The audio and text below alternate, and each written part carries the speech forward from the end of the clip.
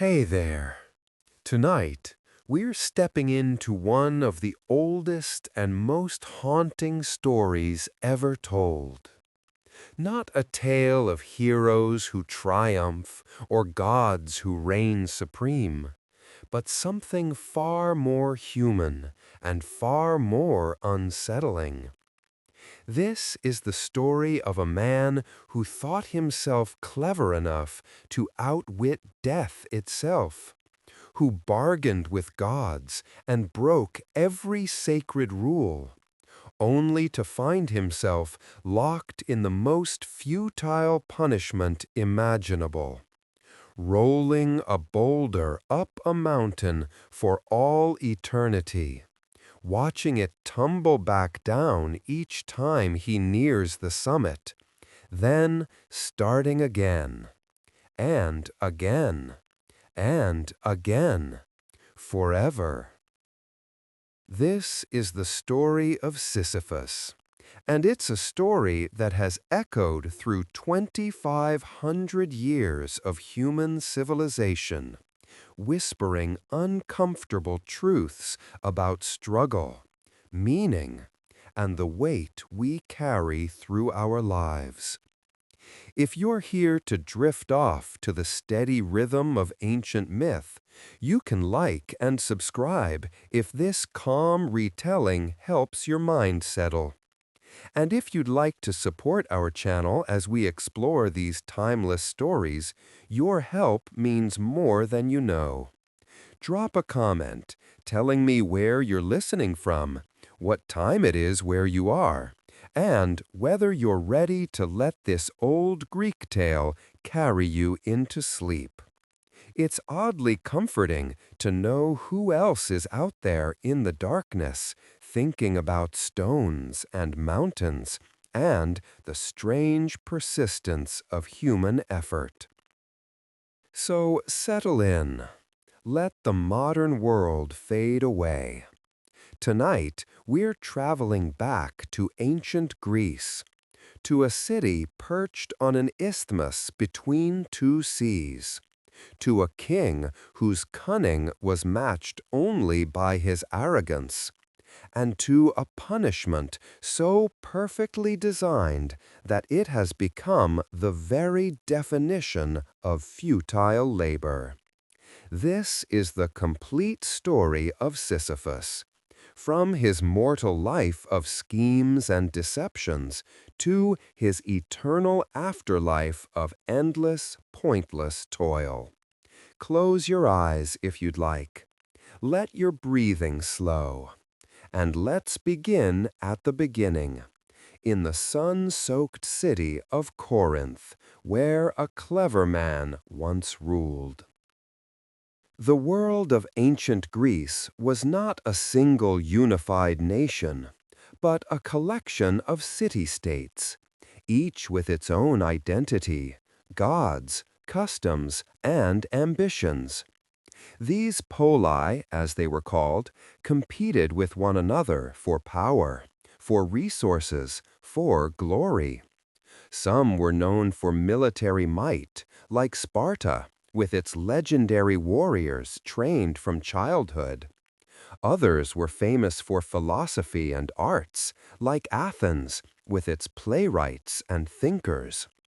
And then there was Corinth, known for something perhaps even more powerful than swords or philosophies, its position.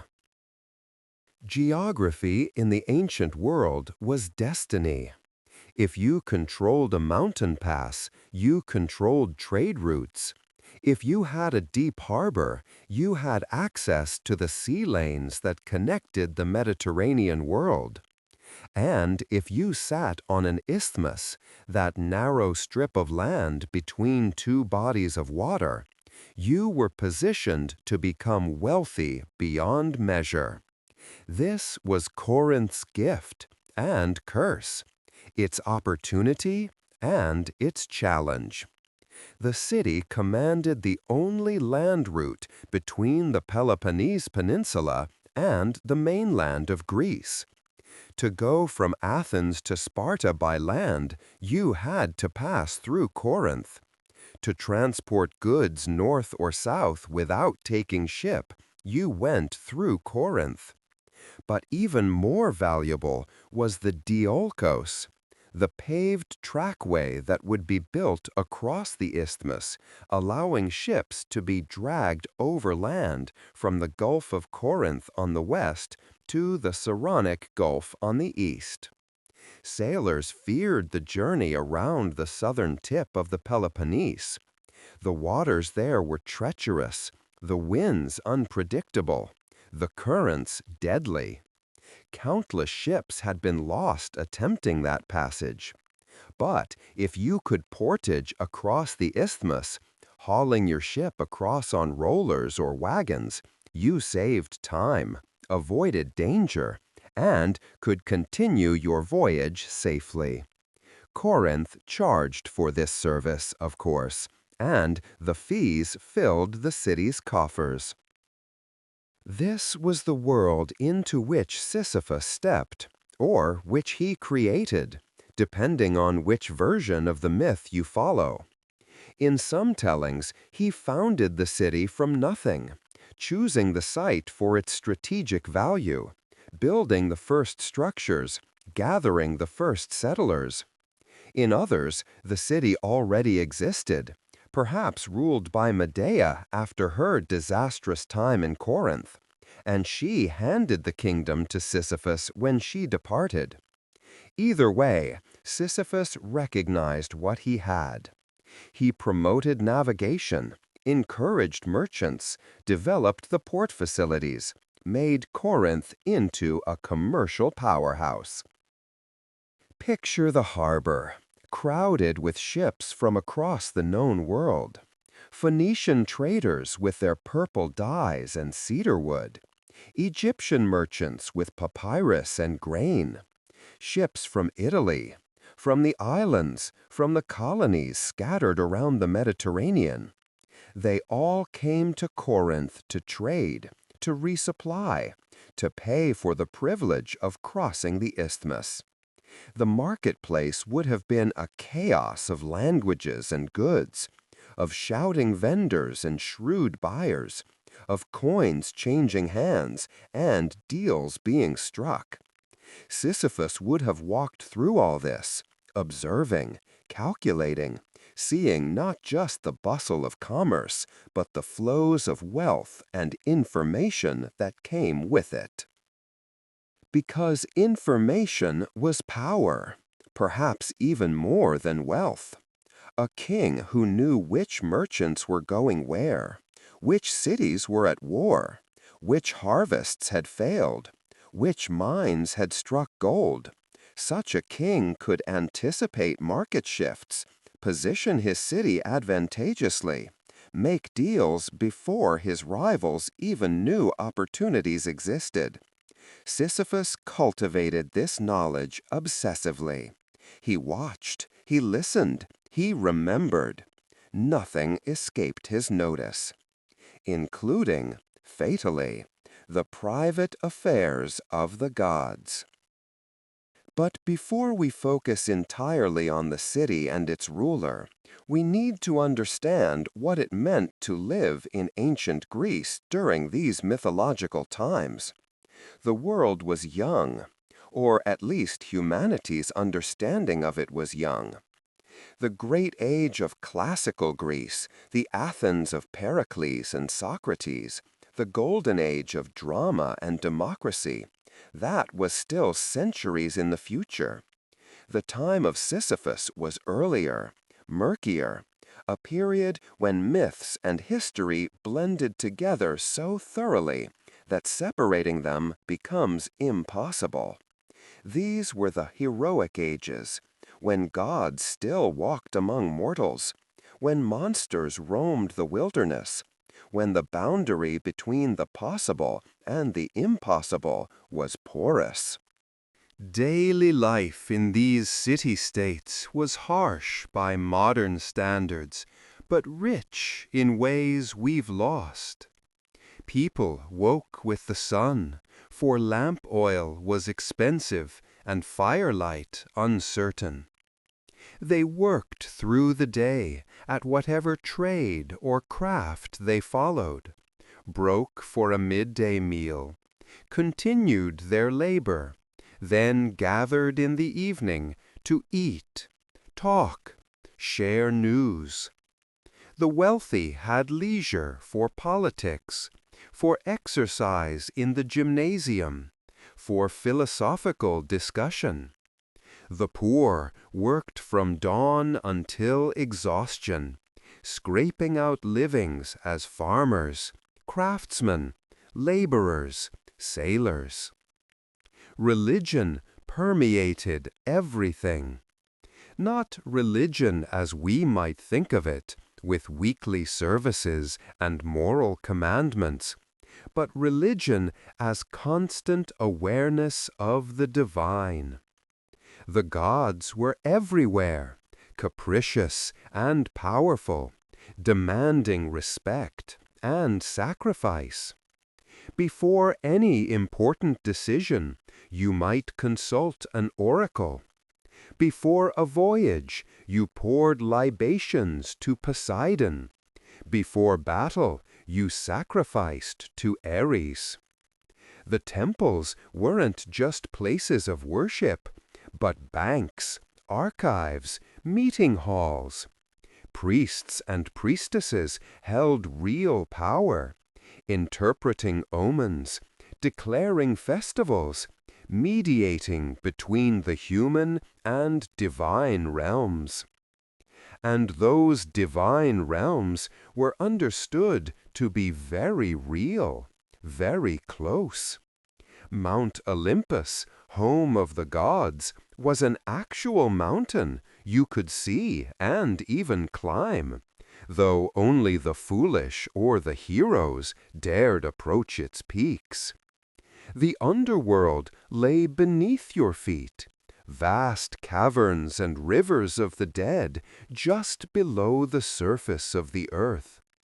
When someone died, their shade descended into those depths, traveling past Cerberus, the three-headed guard dog, across the river Styx by paying Charon the ferryman, into the realm of Hades and Persephone. This wasn't metaphor. This wasn't faith. To the Greeks, it was simply how the world worked. In this world, kings like Sisyphus held tremendous power, but also tremendous responsibility. You ruled by a combination of might, cunning, divine favor, and the consent of the aristocratic families who supported you. Lose any of those elements, and you could find yourself overthrown, exiled, or dead. The palace was fortress, administrative center, religious site, and home all in one. From its halls, the king dispensed justice, received ambassadors, planned military campaigns, stored wealth, entertained visitors, and performed the sacrifices that kept the city in the gods' good graces. Or at least, that's what kings were supposed to do. Sisyphus did some of this, but he had his own priorities, his own methods, and his own dangerous fascination with testing boundaries that wise men knew better not to approach. The city of Ethera, which we know as Corinth, sat at the base of a steep mountain, the Acrocorinth. This mountain was more than just geography. It was defense, water source, sacred site, and symbol all in one.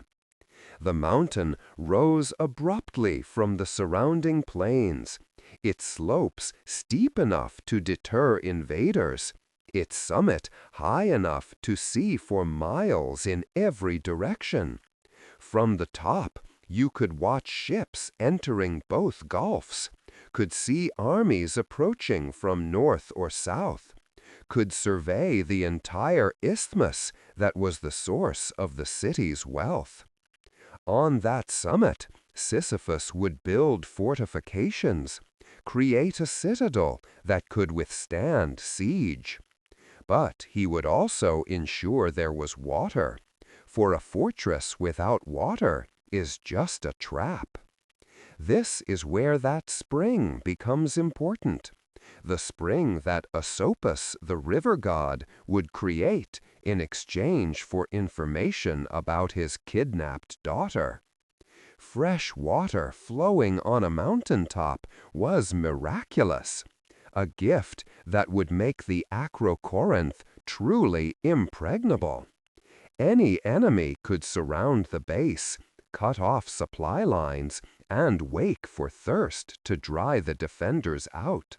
But with that spring, the citadel could hold indefinitely. The city below the mountain spread along the coastal plain and up the lower slopes. Houses clustered together, most of them simple structures of mud brick and timber, with tile roofs if the owners could afford them, thatch if they couldn't. The streets were narrow and winding, unpaved, turning to mud in rain and dust in drought. Animals wandered freely, goats and chickens and dogs. The smell would have been intense, a mixture of cooking fires, human waste, animal dung, and the sharp salt tang of the near sea. But there was beauty, too. The Greeks had an eye for proportion and form even in these early periods. Public buildings, temples, the agora or marketplace, these were built with care, their columns and pediments showing the beginnings of the architectural genius that would later flower in Athens and beyond. Gardens graced the wealthier homes, small oases of green, where fruit trees offered shade and herbs grew for cooking and medicine. And everywhere the light, that particular Mediterranean light that makes colors vivid and sharp, that has drawn artists to Greece for millennia. Into this world Sisyphus was born, far to the north in Thessaly, son of King Aeolus and Queen Anarete. He was one of many children, part of a royal family that would spread across Greece, founding dynasties and cities. But from the start, Sisyphus seems to have been different. Clever where his siblings were merely capable, ambitious where they were content, willing to take risks that others avoided. The myths don't tell us much about his childhood, but we can infer that he learned early how to manipulate, how to watch for weaknesses, how to turn situations to his advantage. His brother, Salmoneus, for instance, became his bitter enemy.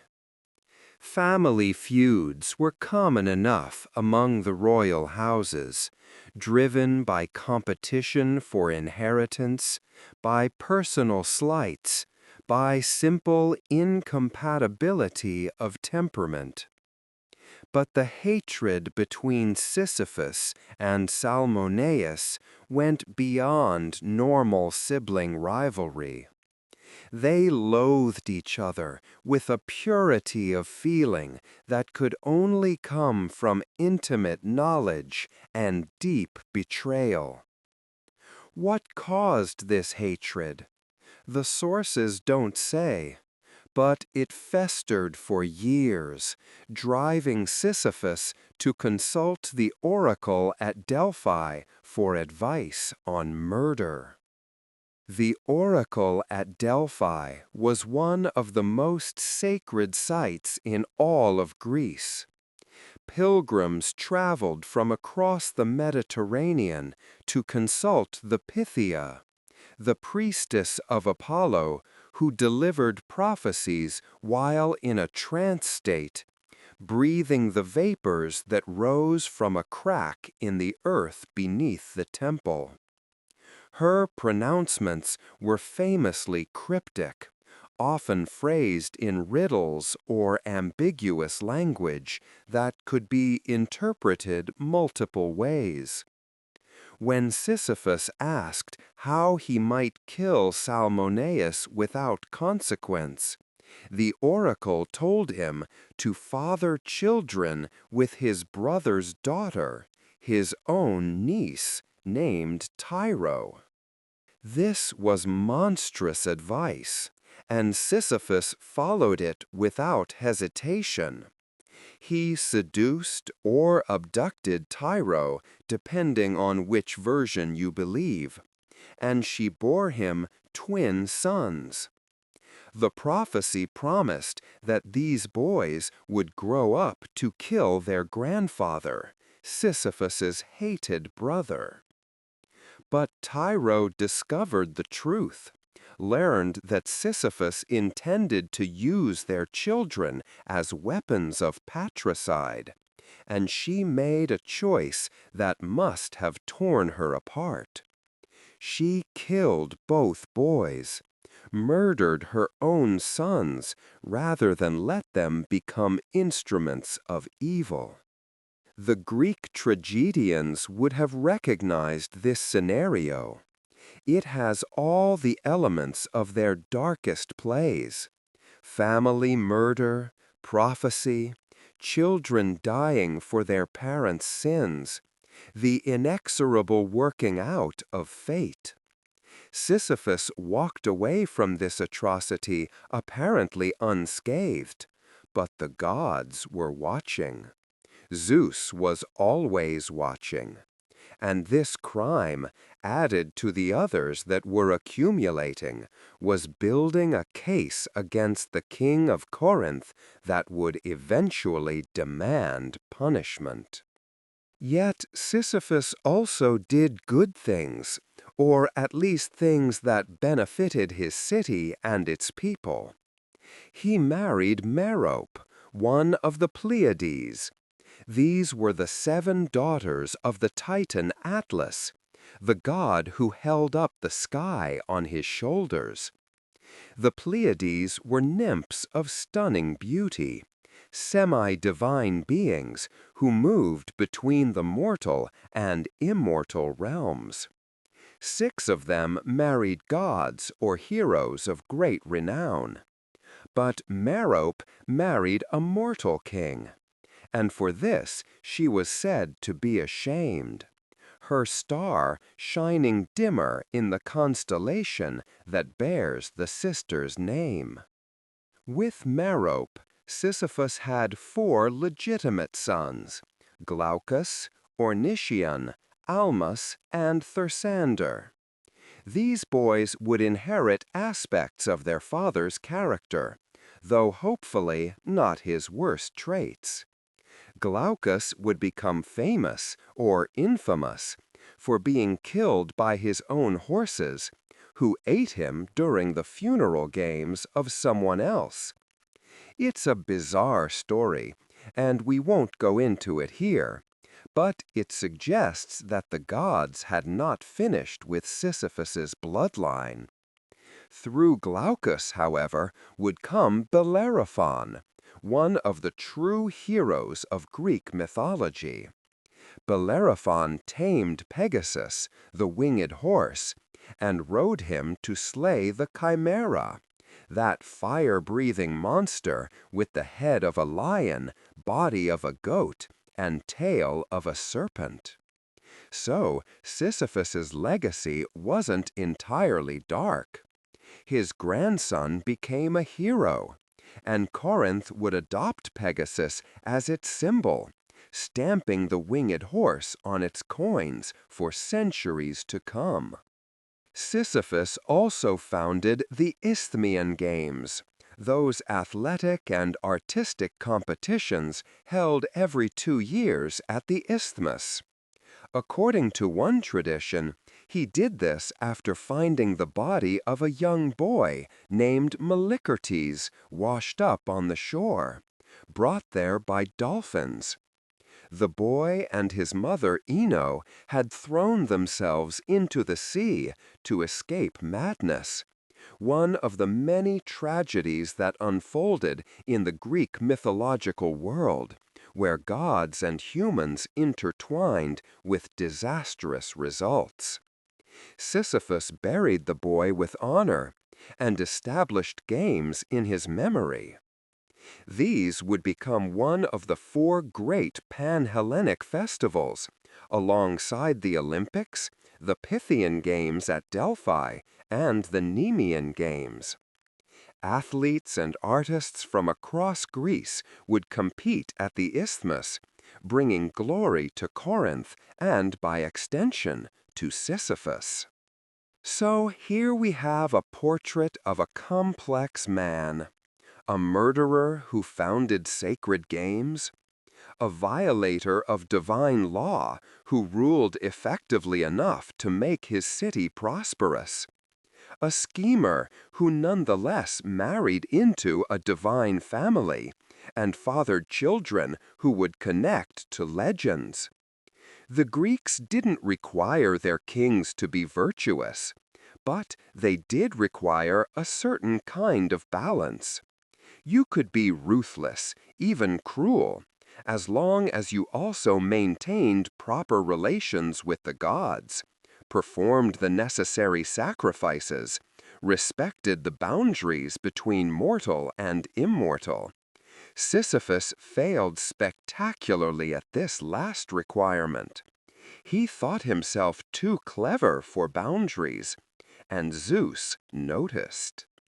Sisyphus was the founder and first king of Ephyra, though some stories say he inherited it, or that the sorceress Medea handed the kingdom to him. Either way, the place that would become Corinth was his domain. And what a domain it was! The city sat on an isthmus, that narrow strip of land connecting the Peloponnese to the Greek mainland, with the Corinthian Gulf to the west and the Saronic Gulf to the east. This wasn't just geography. This was power. This was opportunity. Anyone traveling by land between northern and southern Greece had to pass through Corinth. Any ship wanting to avoid the dangerous voyage around the Peloponnese would portage across the isthmus, dragging their vessels over land from one gulf to the other. Sisyphus understood this. He promoted navigation and commerce, established trade routes, turned his city into a hub where merchants from across the Mediterranean came to buy and sell. Under his rule, Ephyra prospered. Ships arrived laden with goods.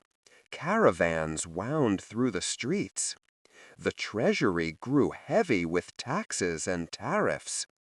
The city's Acropolis, the fortified high ground overlooking the settlement, became a center of power.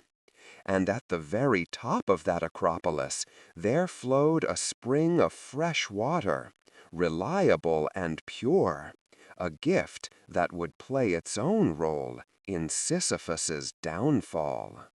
This was a world where kings were not just rulers, but embodiments of their city's fortunes. A good king brought prosperity. A bad king brought ruin. The people didn't expect their rulers to be kind or democratic.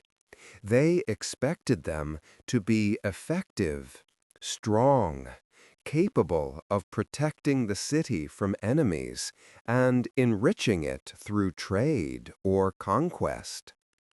Sisyphus was certainly effective. He was also, by most accounts, something far darker. In ancient Greece, there was a concept called xenia, the sacred law of hospitality. It dictated that travelers and strangers, once they crossed your threshold, were under your protection. You fed them, sheltered them, ensured their safety. This wasn't mere politeness. It was a religious obligation, overseen by Zeus himself in his role as Zeus Xenios, Zeus the protector of guests. To violate Xenia was to insult the king of the gods. And Sisyphus violated it constantly. Stories tell of travelers arriving at his palace, seeking rest and food, as was their right. Instead of hospitality, they found death. Sisyphus killed his guests, murdered them in cold blood, then displayed their bodies to demonstrate his power and ruthlessness. Why did he do this? Some sources suggest it was to maintain dominance through fear, to show anyone who might challenge him that mercy was not in his nature. Others hint at a darker satisfaction, a cruel pleasure in subverting what was sacred. Whatever his reasons, Sisyphus became known not just as a clever king, but as a dangerous one, a man who respected no law, divine or human, when it stood in his way. He ruled with an iron fist and a calculating mind. His intelligence was legendary. From Homer onward, Sisyphus was famed as the craftiest of men, the master of cunning, the trickster who could outwit anyone. He could read people, anticipate their moves, turn their own plans against them. There's a story about how he caught the famous thief Autolycus, son of the god Hermes. Autolycus could steal anything without being detected, even magically altering the appearance of stolen livestock so they couldn't be recognized. But Sisyphus marked the hooves of his animals on their undersides. When his cattle vanished and showed up in Autolycus's herd looking different, Sisyphus simply had them lift their feet. The marks were there. The thief was caught. Cunning against cunning, and Sisyphus won. But cleverness has its limits, and Sisyphus was about to learn that some entities are not so easily outmaneuvered. The gods were watching, and Zeus in particular was beginning to take notice of this mortal king who seemed to think himself above divine law. The collision was inevitable, and when it came, it would set in motion a chain of events that would lead Sisyphus from his throne in Corinth down into the depths of the underworld, and, eventually, to a hillside in Tartarus where he would push his boulder for the first of infinitely many times. Before we get to the punishments, though, we need to understand the man. Who was Sisyphus, really? What made him the way he was? The ancient sources give us fragments, pieces of a life that, when assembled, reveal not a one-dimensional villain, but a complex, contradictory figure whose brilliance and cruelty were equally matched. Sisyphus was born to privilege and expectation. His father was Aeolus, not the god of the winds, but a mortal king of Thessaly, a ruler whose name meant he was important enough to have myths attached to him. His mother was an Arete. Together they had many children, and Sisyphus was one of several brothers who would go on to found or rule their own kingdoms. Among his siblings was Salmoneus, and the relationship between these two brothers was anything but fraternal. They hated each other with a depth of loathing that only family can truly achieve.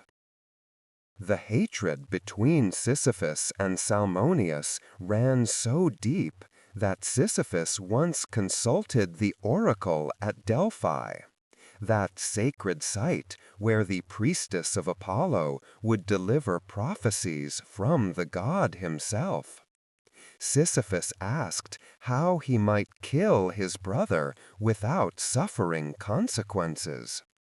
The oracle told him to father children with Salmoneus's daughter, Tyro, his own niece. These children, the prophecy promised, would grow up to kill their grandfather. Sisyphus followed this advice, seducing or perhaps abducting Tyro, and she bore him 2 sons. But when Tyro discovered the true purpose behind Sisyphus's actions, when she learned that her own children were meant as weapons against her father, she made a terrible choice. She killed both boys, her own sons, rather than let them become weapons against her father. This was the kind of man Sisyphus was, willing to use his own children as tools of murder, willing to manipulate his niece into unknowing complicity. The ancient Greeks didn't always judge their heroes by modern moral standards, but even in a world that valued cunning, this crossed lines. Sisyphus was clever, yes, but his cleverness was empty of compassion or restraint. He was a man who saw everything and everyone as pieces in a game, and if the pieces had to be sacrificed for his victory, so be it. Yet he was also capable of building a city, of fostering trade, of ruling effectively enough that Corinth flourished under his reign. He married Merope, one of the Pleiades, those 7 sister nymphs who were daughters of the Titan Atlas. Merope was immortal, or at least far longer lived than mortals, and her marriage to Sisyphus was considered a great honor. Together they had 4 sons, Glaucus, Ornithion, Almus, and Thersander.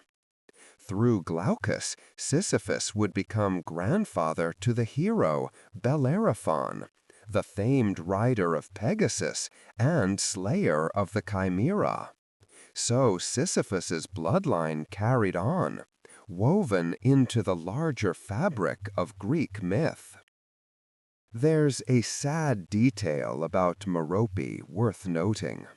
The Pleiades became stars, transformed into a constellation to escape the pursuit of the hunter Orion. In the night sky, they shine as 7 sisters, but one star, Merope's star, burns noticeably dimmer than the others. The ancient Greeks said this was because Merope was ashamed, either ashamed of having married a mortal while her sisters wed gods, or ashamed of the crimes her husband committed.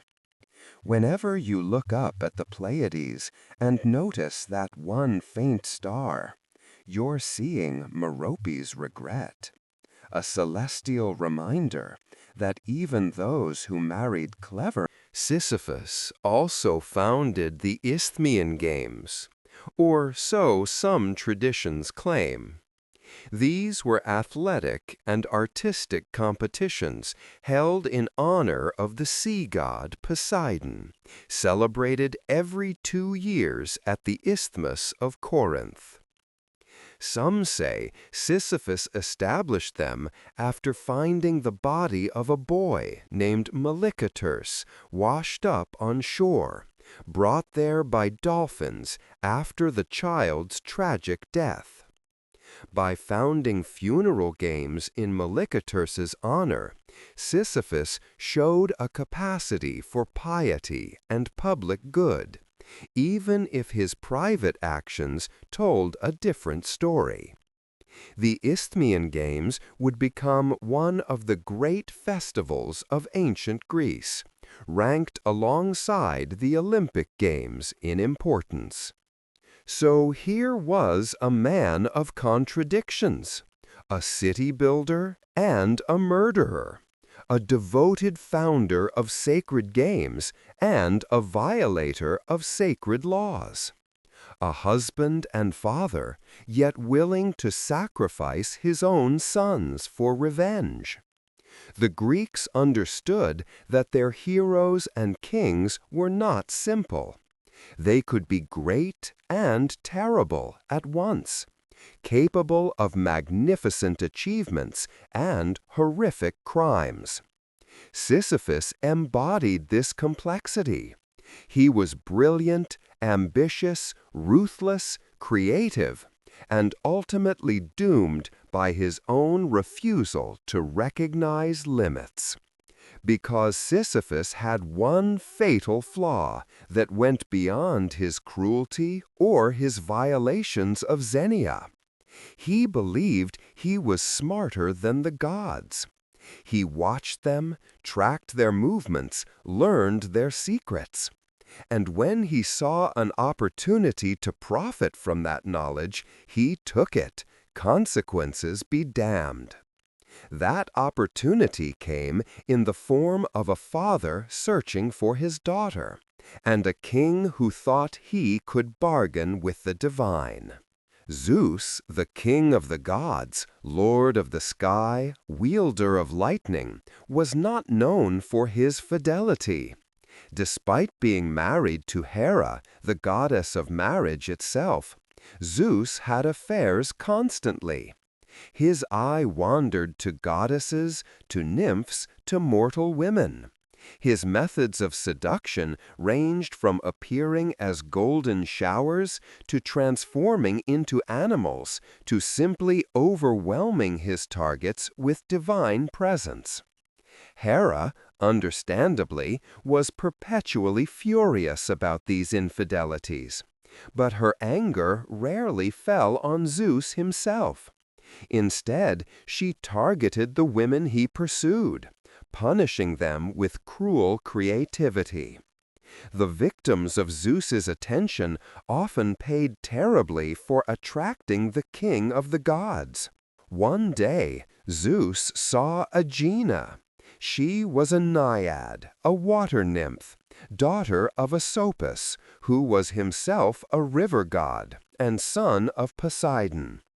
This made Aegina part of the divine hierarchy, not some powerless mortal, but a being with her own status and protections. Her father loved her dearly, as river gods loved their naiad daughters. She was precious, beautiful, and under Asopus's care. None of this mattered to Zeus. When Zeus wanted something, he took it. His power made consent irrelevant. He could force anyone to obey, could reshape reality itself to suit his desires.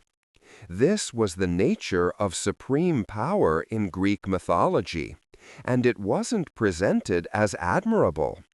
The myths acknowledged that Zeus was often a predator, using his strength to take what he wanted regardless of the cost to others.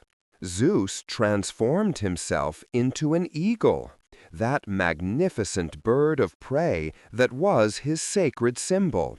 With wings spread wide and talons extended, he swept down on Aegina, snatched her up, and carried her away. The abduction happened quickly, violently. One moment Aegina was going about her day, perhaps tending to her river or playing among the reeds. The next, she was being carried through the sky, helpless in the grip of a god. Zeus took her to an island in the Saronic Gulf, an isolated place where he could have his way without interruption. That island would later be named Aegina, in memory of what happened there, though whether that naming was honor or warning is unclear. Asopus discovered his daughter was missing almost immediately. The anguish of a parent whose child has vanished is universal and timeless.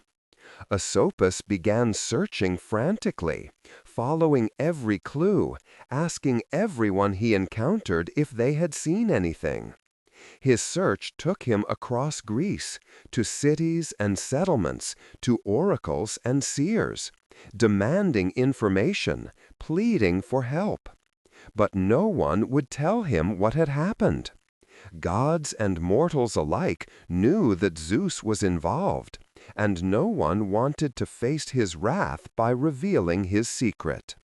The king of the gods had committed this abduction, and his power meant his crimes were protected by fear. But Sisyphus had witnessed the abduction.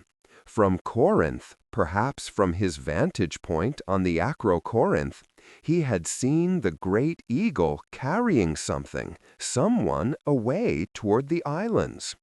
His sharp mind put together what his eyes had seen. That wasn't just a bird, that was Zeus, transformed. And the figure in his talons was Aegina. Sisyphus knew, and knowledge is only valuable if you can use it. When Asopus's search brought him to Corinth, desperate and grieving, Sisyphus saw an opportunity. The king of the city met with the river god and heard his story. Yes, Sisyphus said, he had seen something.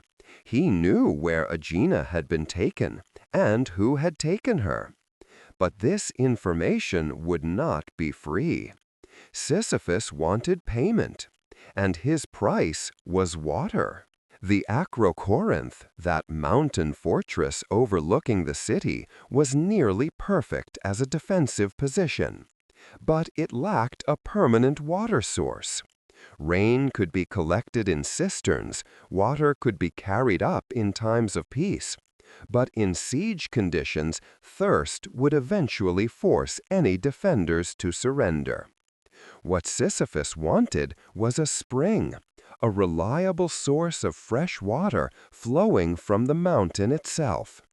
This would make the citadel impregnable, would secure Corinth's safety for generations. Asopus, being a river god, had power over water. He could make springs flow, could direct underground streams, could bring water to places that had none. The price was steep, but Asopus was frantic. He agreed.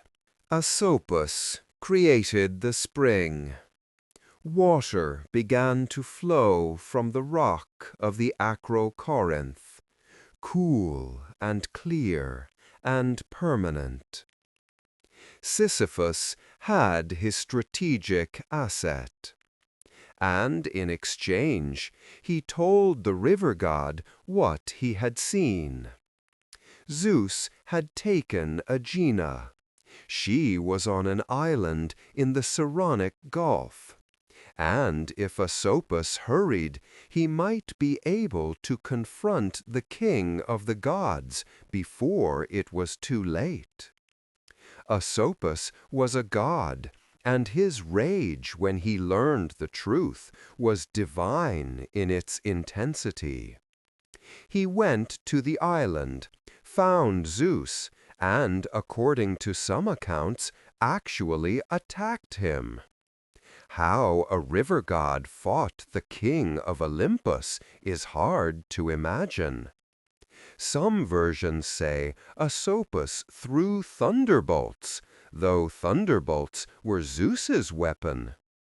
Perhaps he wielded water as a weapon, tried to drown or overwhelm Zeus with flood and storm. But Zeus was vastly more powerful. The confrontation was brief and brutal.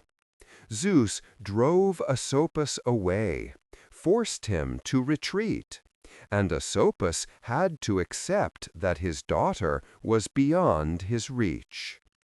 Some accounts say Zeus struck Asopus with thunderbolts, burning the river god and leaving charcoal in the riverbeds that bore his name, a permanent reminder of his defeat. But Zeus did not forget who had told Asopus. Sisyphus had witnessed a divine abduction, something mortals were not meant to see. Instead of keeping silent, he had revealed Zeus's secret for personal gain. From Zeus's perspective, this was intolerable for multiple reasons. First, it challenged his authority.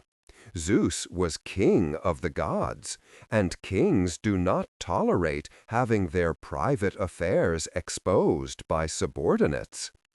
Second, it showed hubris, that excessive pride that assumes you can treat with the divine as equals. Sisyphus had entered into a transaction with a god as though he were bargaining with another mortal, as though divine secrets were commodities to be traded. This was the kind of presumption that the Greek gods punished severely and consistently. Moreover, Sisyphus had already earned Zeus's ire through his repeated violations of Xenia, that sacred law of hospitality. This concept was fundamental to Greek society and religion. The ancient world was dangerous. Travel was difficult. Roads were poor. Inns were rare. When you journeyed, you had to rely on strangers opening their homes to you. Xenia was the sacred obligation to provide hospitality to travelers, to feed them, shelter them, protect them. And it was reciprocal. The stranger you hosted today might host you tomorrow when you were far from home. But more than practical reciprocity, Xenia was a religious duty overseen by Zeus himself in his aspect as Zeus Xenios, Zeus the protector of guests. To violate Xenia was to insult Zeus directly, and Sisyphus violated it constantly and deliberately. He invited travelers into his palace, offered them the appearance of hospitality, then murdered them. Sometimes he killed them for their possessions. Sometimes he did it to maintain fear and control, showing everyone that he was ruthless and dangerous. Sometimes, the myths hint, he seemed to take pleasure in the perversion of sacred duty, in offering protection and then delivering death. The bodies were displayed, warnings to anyone who might think of challenging Corinth's king. These murders were well known. Zeus knew of them. And yet Sisyphus had not been punished, had even prospered, his city growing wealthy while he broke divine law. Why? Perhaps because Sisyphus was useful, his city strategic. perhaps because the gods were often slow to act, watching and waiting before delivering their judgments. Or perhaps Zeus simply hadn't yet decided the full extent of punishment necessary. But the betrayal regarding Aegina tipped the balance. Sisyphus had gone too far. The king of the gods decided that the king of Corinth needed to learn his place permanently. Zeus summoned Thanatos. In Greek mythology, Thanatos was the personification of death, brother to Hypnos, the god of sleep. Together, they were sons of Nyx, the primordial goddess of night.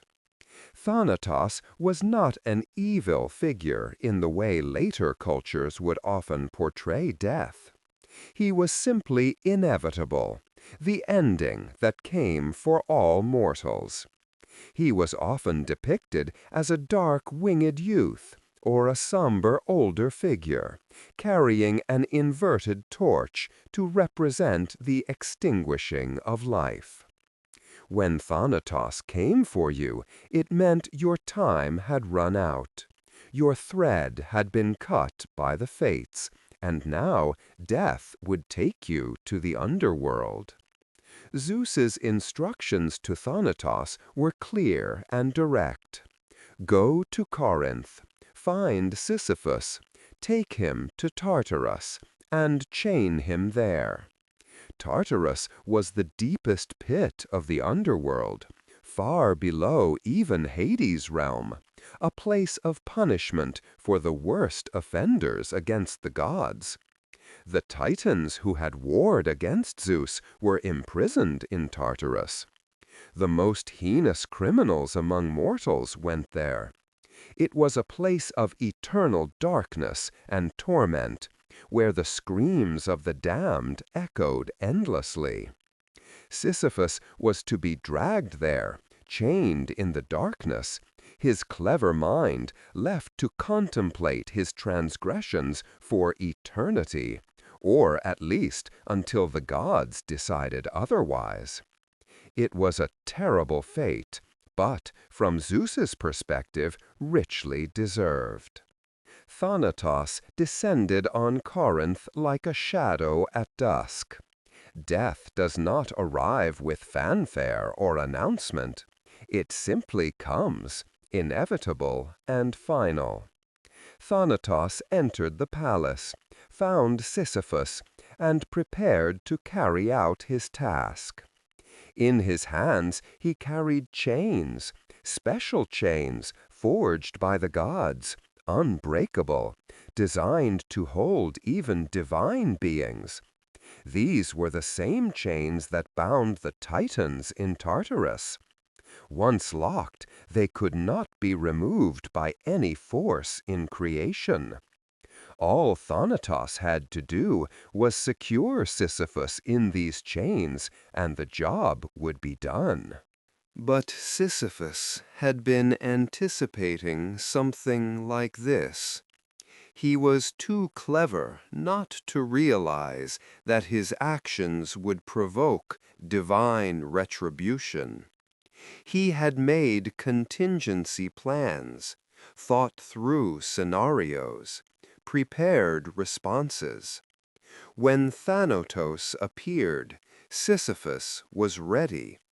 Not with weapons, for what mortal weapon could harm death? Not with magic, for Sisyphus was no sorcerer, but with words, with psychology, with an understanding of how to manipulate even supernatural beings. Sisyphus feigned a combination of fear and curiosity. "These chains," he said, looking at them with apparent fascination, "how exactly do they work? How do you ensure they can hold someone? Could you show me?" Thanatos had performed this task countless times. He had chained titans and monsters, had escorted endless mortals to the underworld. The request seemed innocent, perhaps the last curiosity of a condemned man. Or maybe Thanatos was simply going through the motions, performing a routine task without much thought. Death, after all, doesn't need to think carefully about mortals. They all end the same way. So Thanatos demonstrated. He showed how the chains fastened, how they locked, how once secured, they were inescapable. And in that moment of demonstration, when Thanatos had the chains around himself to show their mechanism, Sisyphus struck. With a speed born of desperate cunning, Sisyphus secured the chains fully. He locked them tight around Thanatos, trapping death itself in the instruments meant for his own imprisonment. Thanatos, bound and helpless, could only stare in shock as a mortal accomplished the impossible. Sisyphus had just captured death. He had imprisoned the one force that comes for everyone, that cannot be stopped or delayed or bargained with. And with death chained, unable to perform its function, the consequences began immediately. No one on earth could die. The change happened gradually at first, then with mounting horror. Soldiers took mortal wounds in battle, wounds that should have killed them instantly. Instead, they lay bleeding, screaming, unable to cross into death's relief. The elderly, those who had lived full lives and were ready to rest, found themselves trapped in aging, deteriorating bodies without the mercy of an ending. This wasn't immortality in any desirable sense. It was the inability to die, and it turned the world into a nightmare. The natural cycle had been broken, and everything began to fall apart. Sisyphus, meanwhile, was free. He had successfully captured death. He had done what no mortal before him had managed. He had bought himself time, perhaps eternity, if the situation held. He had outsmarted a god, or at least a divine personification, and he must have felt invincible. This, after all, was the ultimate test of cunning, and he had passed. But the problem with disrupting natural order is that it doesn't just affect you. It affects everything. In some versions, it was Ares, the god of war, who intervened first. Ares loved battle, thrived on the clash of armies and the glory of combat. But war without death was pointless. When soldiers couldn't die, battles became endless, exhausting slogs with no resolution. There was no risk, no stakes, no final victory. Ares grew frustrated, then furious. If Sisyphus had broken war by chaining Thanatos, then Ares would fix it by force. The god of war descended on Corinth, found the imprisoned Death, and freed him. In other versions, it was Hades himself who came, for Hades was lord of the underworld, and the lack of arriving souls was his concern. Either way, Thanatos was released, and the natural order resumed. People could die again. The crisis was over. Except for Sisyphus. Now that Thanatos was free, his first priority would be the one who had imprisoned him. Death, after all, does not forget, and death does not forgive. Thanatos seized Sisyphus, and this time there would be no tricks, no clever traps. Sisyphus was dragged down into the underworld, his shade separated from his body. His mortal life ended. He stood before the throne of Hades and Persephone, king and queen of the dead, ready to receive his judgment and his eternal sentence. But Sisyphus had one more trick left, and this one was perhaps his most audacious. Before Thanatos had taken him, Sisyphus had given his wife Merope very specific instructions. When he died, she was not to bury his body. She was not to perform the traditional funeral rites. No washing of the corpse, no placing of a coin in his mouth for Charon the ferryman, no proper burial. Instead, she was to throw his naked body into the middle of the public square, leaving it exposed and disgraced. This was deeply shocking, a profound violation of custom. Greeks believed that proper burial was essential for a peaceful afterlife. Without the right rituals, a soul couldn't properly transition to the underworld. It would be trapped, restless, incomplete. Merope, whether out of love, or fear, or simply obedient, did exactly as she asked. Sisyphus's body was left unburied, dumped in the square like refuse. And when his shade arrived in the underworld, when he stood before Persephone, Sisyphus played his part perfectly. He was outraged, offended, grieving. His wife, he complained, had shown him terrible disrespect. She had refused him the most basic funeral honors, left his body to rot in public view. This was intolerable, a disgrace to his memory, and an insult that could not be allowed. Persephone, queen of the underworld, heard his complaint and was moved to sympathy. The proper treatment of the dead was sacred. A wife's duty to her husband didn't end at death. It continued in the form of burial and mourning. That Merope had failed this duty was indeed shameful. Perhaps Persephone saw this as a domestic matter, a husband needing to ensure his wife understood her obligations. Perhaps she simply didn't suspect that Sisyphus might be lying. Whatever her reasoning, she granted his request. He would be allowed to return to the world briefly, to rebuke his wife and ensure his body received proper treatment. Then, of course, he was expected to return to the underworld immediately. Sisyphus agreed to these terms.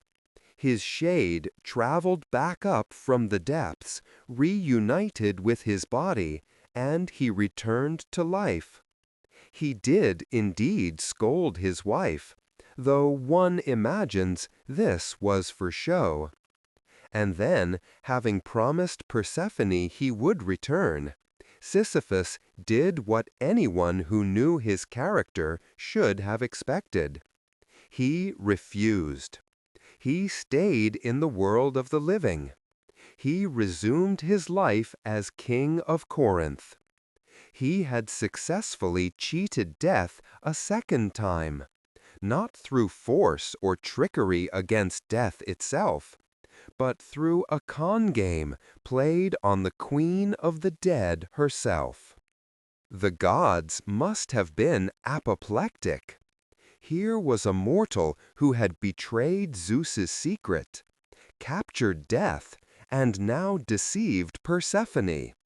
The audacity was breathtaking.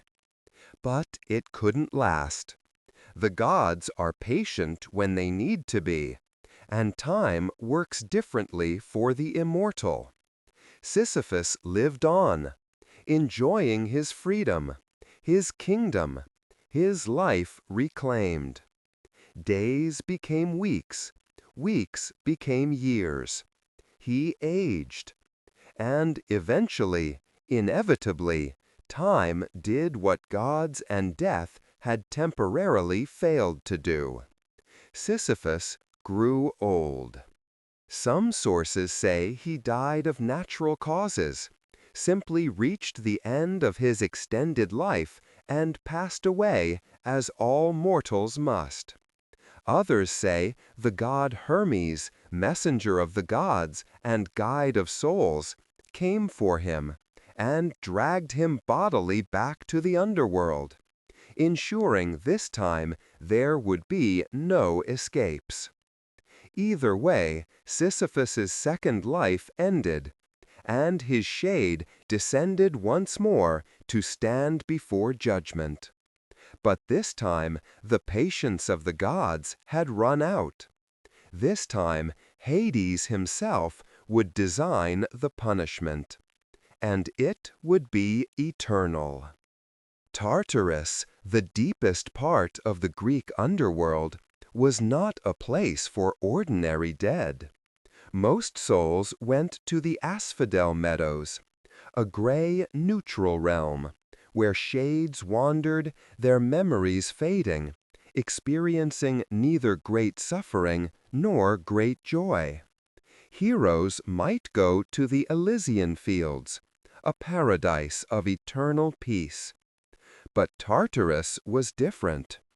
Tartarus was for those who had committed crimes so heinous, so offensive to the natural and divine order, that ordinary death was insufficient punishment. Tartarus was hell, as close as the Greeks came to the concept, a place of eternal torment specifically designed to break the spirits of those imprisoned there. And it was to Tartarus that Sisyphus was sent. But he would not simply be imprisoned. He would not be chained to a rock or tormented by monsters, though those punishments existed for others. No, for Sisyphus, the gods devised something more psychological, more specifically suited to his nature. They gave him a task, a job that would utilize all his strength and determination, a job that appeared achievable, that seemed to have a clear goal, but which was rigged from the start to fail.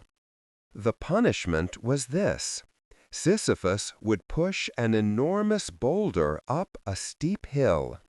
When he reached the top, he could rest, and presumably his task would be complete.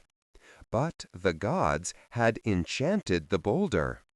Just as Sisyphus neared the summit, just as he was about to succeed, the boulder would slip from his grasp and roll all the way back down to the bottom.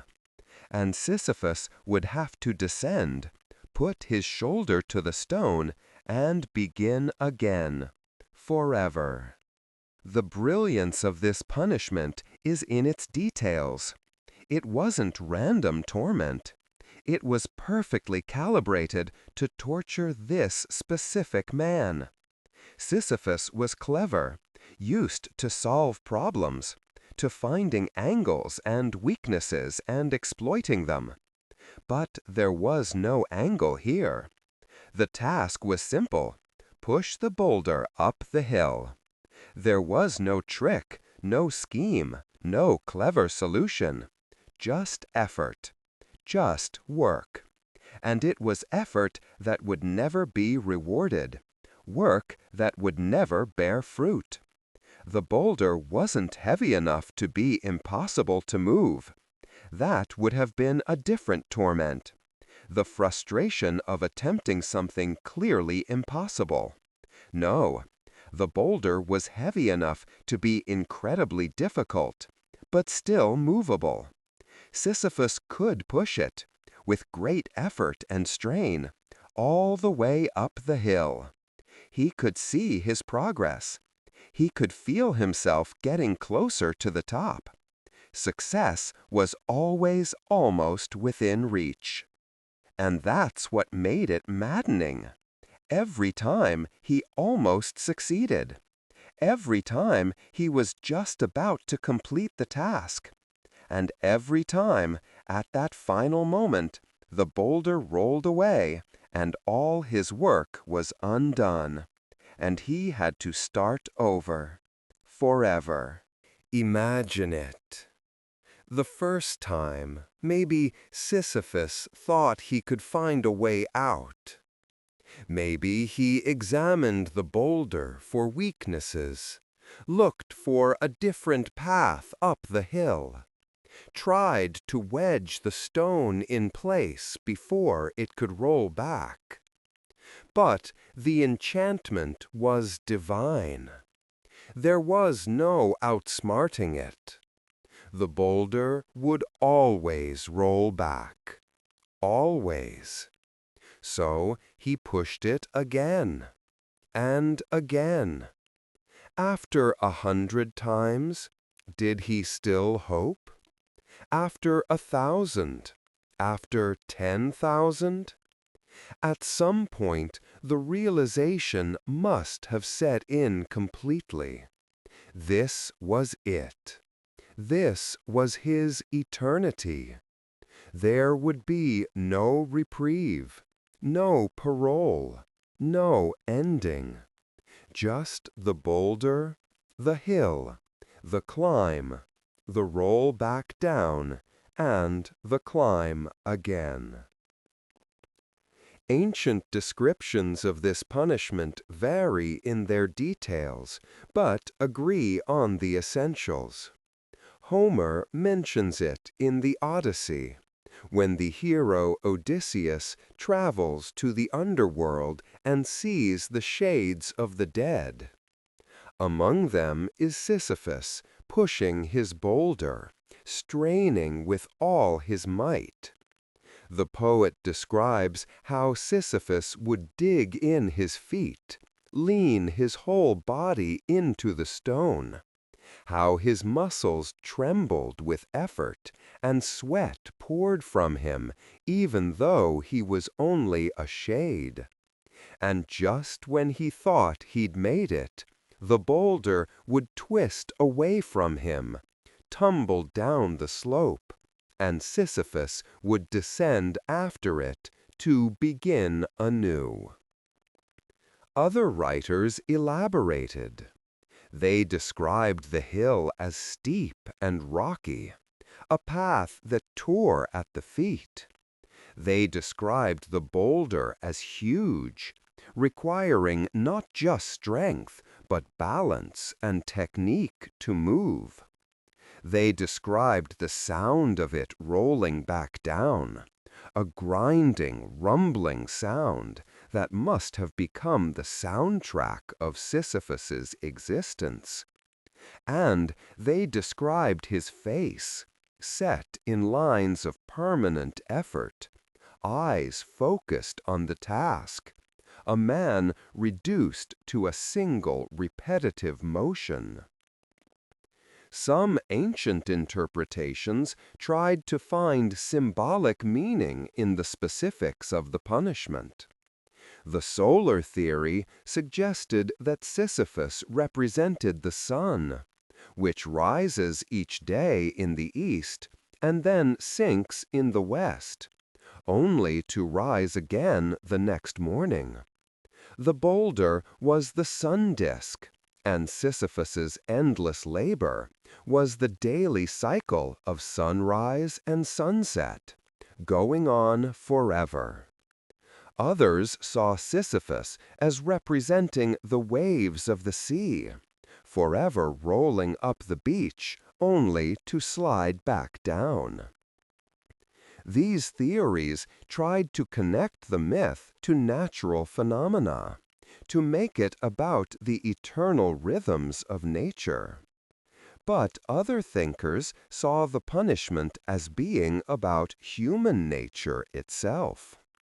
The Roman Epicurean philosopher Lucretius suggested that Sisyphus represented politicians, constantly striving for power and office, constantly defeated, constantly starting their campaigns again. The pursuit of political success, Lucretius argued, was as futile as pushing that boulder. You might win an election, reach the summit, but then your term would end, or you'd be voted out or overthrown, and you'd have to start from the bottom again, seeking power that would always slip away. Another interpretation saw Sisyphus as representing the pursuit of knowledge. Like the boulder that always rolls back down, knowledge that we gain is constantly being lost, forgotten, or proven wrong. We build up understanding slowly with great effort, only to have it undermined or overturned, forcing us to start again from a foundation of uncertainty. This reading would have resonated with ancient philosophers who understood how hard it was to achieve real knowledge, how much of what we think we know turns out to be illusion or error. Friedrich Welcker, a 19th century scholar, suggested exactly this interpretation, that Sisyphus symbolized the vain struggle of humanity in the pursuit of knowledge, forever seeking truth, but never quite grasping it permanently. Another scholar, Salomon Reinach, thought the punishment might have originated from a real practice or image, perhaps of workers rolling huge stones up the Acrocorinth, the mountain beside ancient Corinth. The Sisypheum, a fortification or structure on the mountain, might have been built with such labor, and the myth of eternal boulder rolling could have grown from watching that difficult, repetitive work. All these interpretations share a common recognition. The punishment of Sisyphus, whatever its origins, had become a powerful symbol of futile effort, of work that never ends and never accomplishes anything lasting. It spoke to something deep in human experience, the feeling that sometimes our labor is pointless, that we're trapped in repetitive tasks that lead nowhere, that we struggle and strain and have nothing to show for it.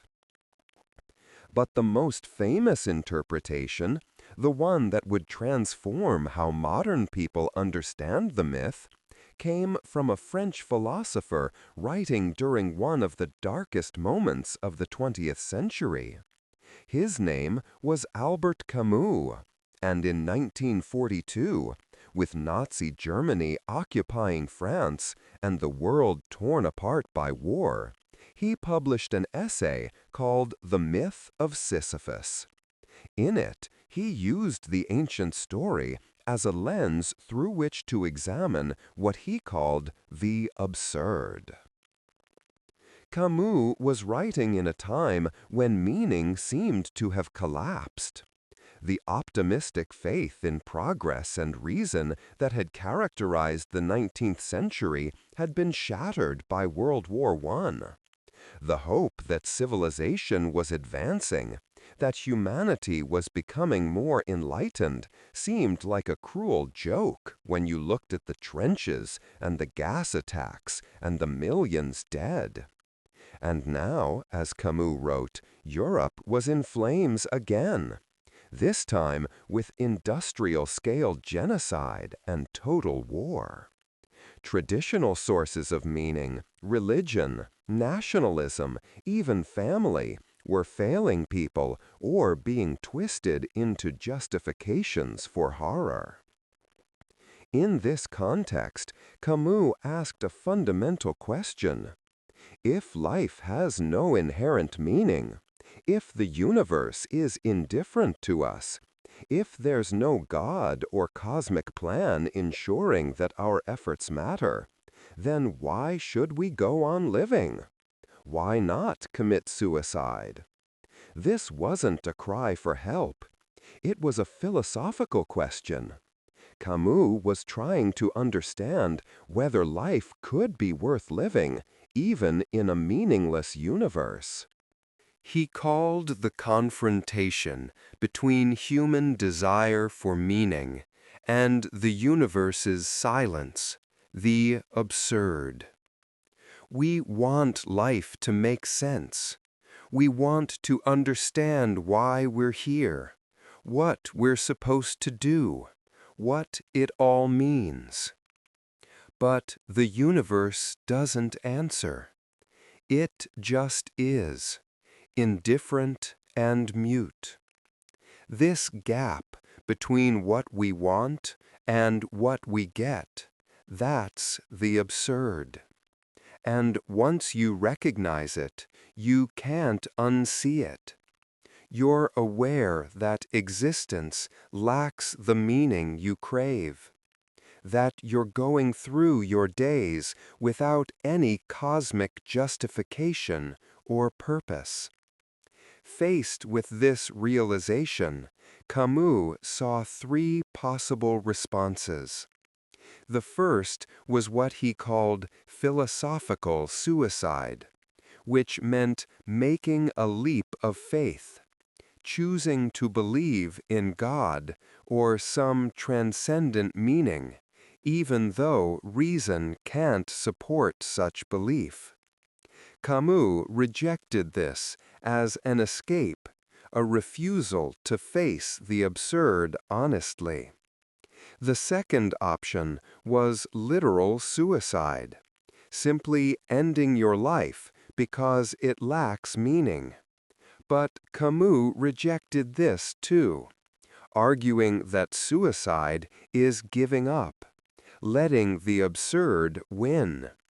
The third option, the one Camus advocated, was to live in full acknowledgement of the absurd, to accept that life is meaningless, and live passionately anyway, in revolt against the absurd rather than succumbing to it. And this is where Sisyphus becomes central to Camus' philosophy. Sisyphus, pushing his boulder forever, is the perfect image of the absurd human condition. He struggles, he puts in immense effort, and he achieves nothing. His task is completely pointless. There's no productivity, no progress, no ultimate success. It's pure futility. And yet, Camus argues, we must imagine Sisyphus happy. This conclusion, delivered in the essay's final lines, has puzzled and inspired readers for decades. How can Sisyphus be happy? His situation is the definition of misery. But Camus sees something crucial in the moment when Sisyphus walks back down the mountain after the boulder has rolled away. In that descent, Sisyphus is free from his labor. He's conscious, aware of his situation, able to reflect. And in that consciousness, Camus suggests Sisyphus can find a kind of triumph. Because Sisyphus knows the truth about his punishment. He knows the boulder will roll back. He knows he'll have to push it again. There's no illusion, no false hope. He has perfect clarity about the meaninglessness of his task. And in that clarity, he's free. He's not deceived. He's not waiting for the gods to relent, or hoping that this time the boulder might stay at the top. He knows the score, and knowing it, he can approach his task with scorn for the gods who imposed it, with defiance, with the determination to keep pushing, not because it means anything, but because he refuses to be crushed by meaninglessness. Camus writes that the struggle itself toward the heights is enough to fill a man's heart. The idea is that meaning doesn't come from achieving goals or fulfilling some cosmic purpose. Meaning comes from the struggle itself, from the act of living and striving even when you know it's futile. Sisyphus, in this reading, becomes a hero, not a tragic figure to be pitied, but an absurd hero, someone who faces the truth of existence and doesn't blink, who keeps going not in spite of meaninglessness, but in full acknowledgement of it. This interpretation resonated deeply with people living through the 20th century's catastrophes. If Camus could argue that even Sisyphus, in the worst imaginable situation, could find a reason to keep going, then maybe people facing their own absurd situations, whether war, oppression, poverty, or just the daily grind of existence, could also find reasons to persist. The essay became a foundational text for existentialism and absurdism, philosophies that tried to grapple with meaning in a world that seemed to offer none. Of course, not everyone agrees with Camus' reading. Some argue that imagining Sisyphus happy is simply Camus projecting his own philosophy onto a myth that was never meant to be uplifting. The Greeks, after all, saw Sisyphus's punishment as horrific, a fate worse than death, not as an opportunity for existential growth.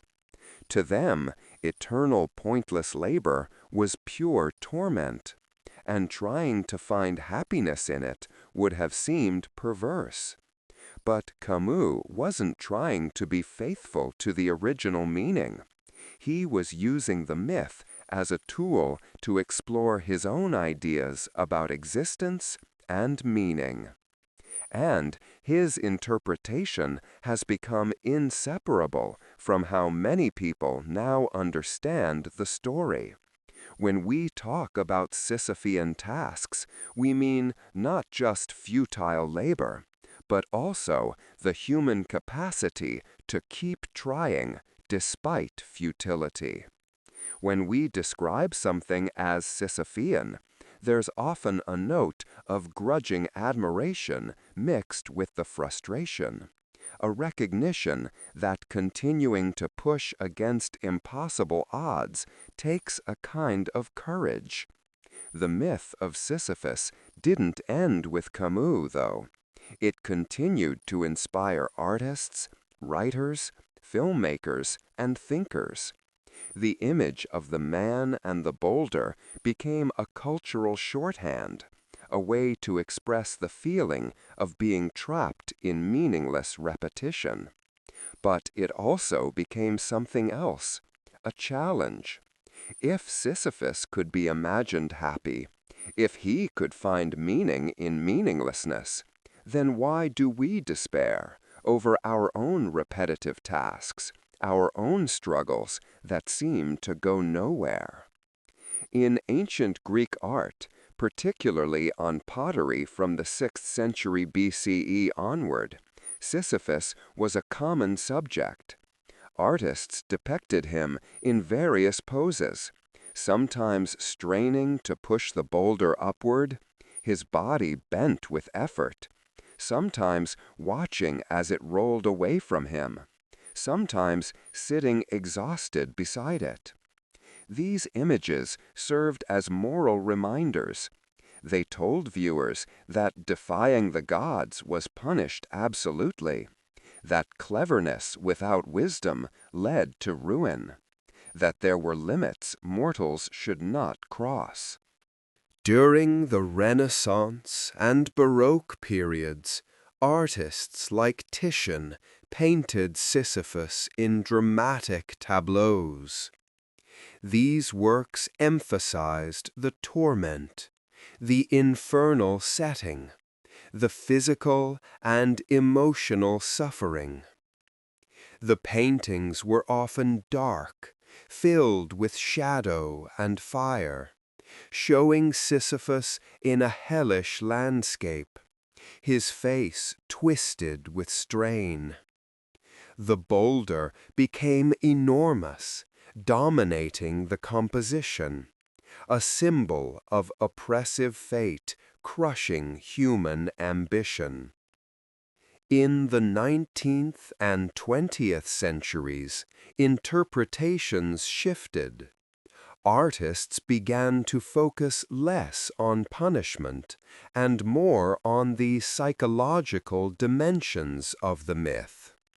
Franz von Stuck's early 20th century painting shows Sisyphus in a pose of exhausted contemplation, the boulder almost insignificant compared to the figure's presence. Modern artworks often emphasize the absurdity, showing Sisyphus in mundane or surreal settings, pushing boulders that might be made of improbable materials or in impossible spaces. The myth entered literature beyond philosophy too.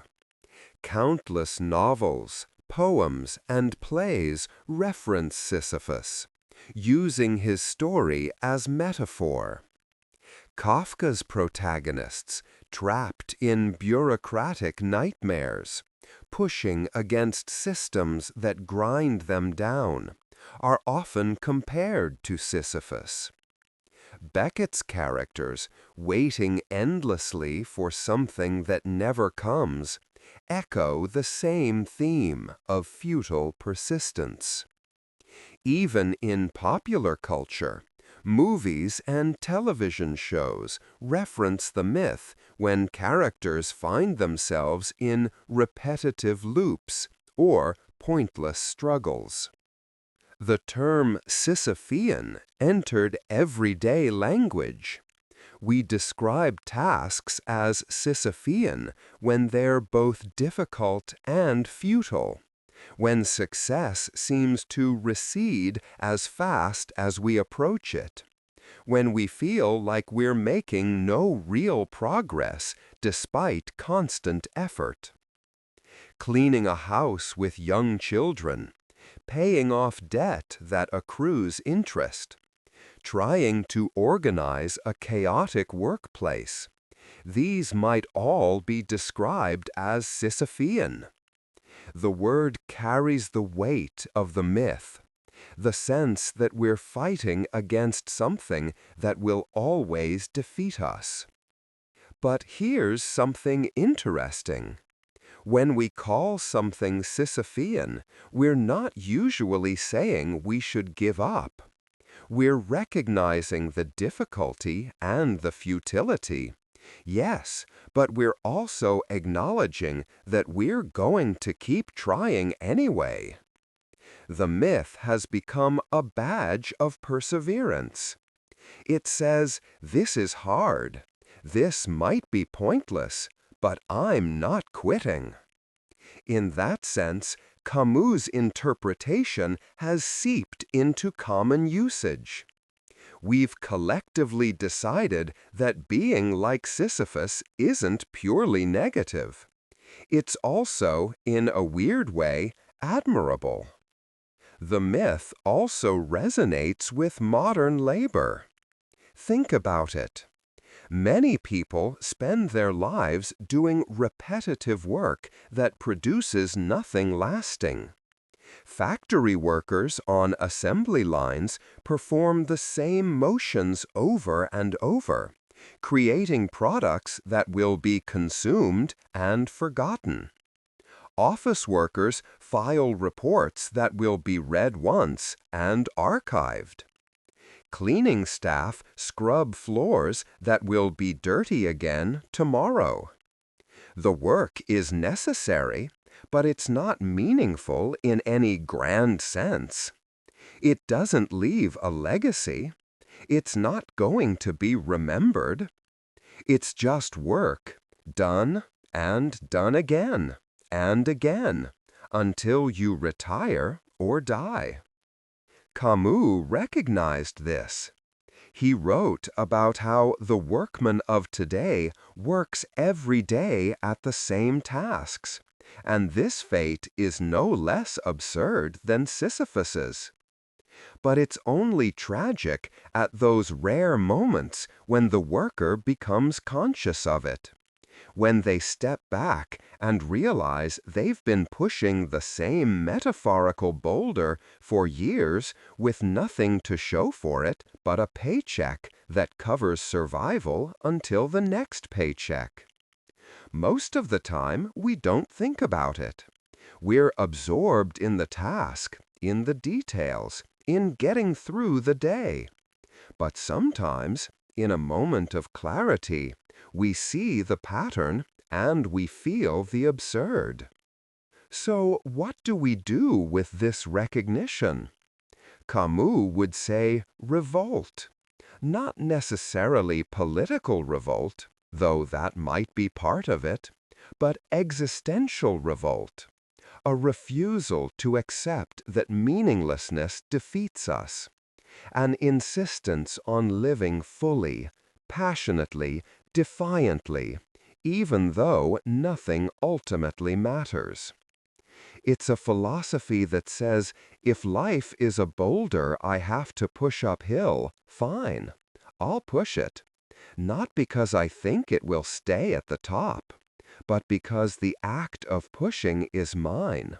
The struggle is mine, and no one can take that from me. This is a philosophy of engagement rather than nihilism. Nihilism would say nothing matters, so why bother? Camus' absurdism says nothing matters, so everything I choose to do is free from cosmic obligation and can be done purely for its own sake. If I create art, it's not to achieve immortality or serve some grand purpose. It's because making art is what I want to do right now. If I help someone, it's not because God commanded it or because I'll be rewarded. It's because I choose compassion in the face of an indifferent universe. There's a kind of fierce joy in this philosophy. It's not happiness in the conventional sense, not contentment or peace. It's more like the satisfaction of defiance, the grim pleasure of refusing to be broken. And maybe that's what Camus meant when he said we must imagine Sisyphus happy. Not happy like someone who's achieved their dreams, but happy like someone who's found their own meaning in the struggle itself, who's decided that even if the gods have condemned him to futility, he's going to push that boulder with all his strength anyway, and scorn them while he does it. Of course, not everyone finds this philosophy satisfying. Some people need to believe their work matters in some objective sense, that there's a higher purpose or plan. And that's fine. Camus was offering one possible response to the absurd, not insisting it was the only one. But for those who can't believe in cosmic meaning, who can't make that leap of faith, Absurdism offers an alternative to despair. It says you can live without meaning and still live well, live fully, live in a way that's worth something, even if that worth is only determined by you. And maybe that's the final lesson of Sisyphus, that meaning isn't something given to us by gods or the universe. It's something we create ourselves through our choices, our struggles, our refusal to give up. The boulder will roll back down. It always does. But every time we push it back up, we're asserting our existence, our willingness to engage with life, even on unfair terms. We're saying, this is my boulder, this is my hill, and I'm going to push it, because that's what I do. I'm Sisyphus, and I don't quit. The story that began with a clever king in ancient Corinth who thought he could outsmart death and the gods has become a story about all of us, trying to find meaning in lives that might not have any, trying to keep going when every rational reason says we shouldn't, trying to be happy or at least content in situations that seem designed to crush us. It's a myth that's lasted 2,500 years because it speaks to something eternal in human experience: the struggle, the repetition, the apparent futility, and the stubborn persistence. Tonight, as you drift toward sleep, maybe think about your own boulders, the tasks that never seem to finish, the goals that stay just out of reach, the routines that repeat without apparent progress. They're part of being human. They're Sisyphean, but they're also yours. And in pushing them, in struggling with them, you're doing what humans have always done: making meaning out of meaninglessness, finding purpose in the push itself. The boulder rolls down. It always rolls down. But tomorrow you'll push it again. And maybe, in that moment of starting over, when you put your shoulder to the stone and begin the climb, you'll understand what Camus meant. The struggle itself toward the heights is enough to fill a human heart. One must imagine Sisyphus happy. One must imagine you happy too, in your own struggles, in your own repetitions, in your own eternal push up whatever mountain you're climbing. Because the alternative, giving up, letting the boulder stay at the bottom, refusing to engage with the absurd, is worse than the struggle. At least in struggling, you're alive. At least in pushing, you're asserting that you exist, and that your existence, however temporary and meaningless in cosmic terms, matters to you. And so the story ends, or rather doesn't end, because Sisyphus is still there, in Tartarus, pushing his boulder. He'll always be there, as long as people tell his story, as long as we need a symbol for futile effort and stubborn persistence. His punishment, designed to break him, has instead immortalized him. He's become eternal not despite the boulder, but because of it. And maybe that's a kind of victory, the only kind available in an absurd universe. If this telling has helped calm your mind tonight, if it's given you something to think about as you drift off, consider liking and subscribing. It helps us keep making these quiet journeys into mythology and history. And if you want to support the channel directly, your help means we can keep exploring these ancient stories and finding what they still have to say to us.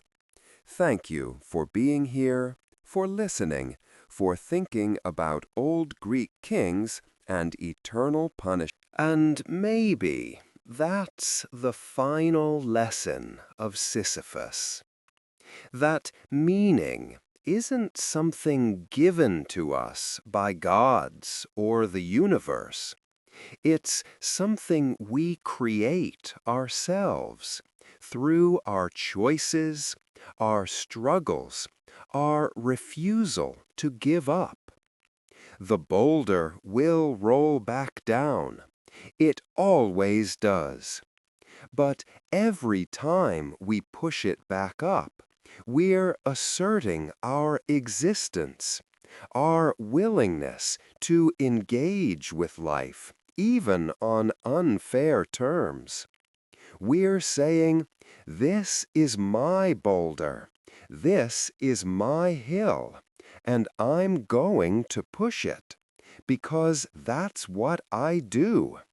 I'm Sisyphus, and I don't quit.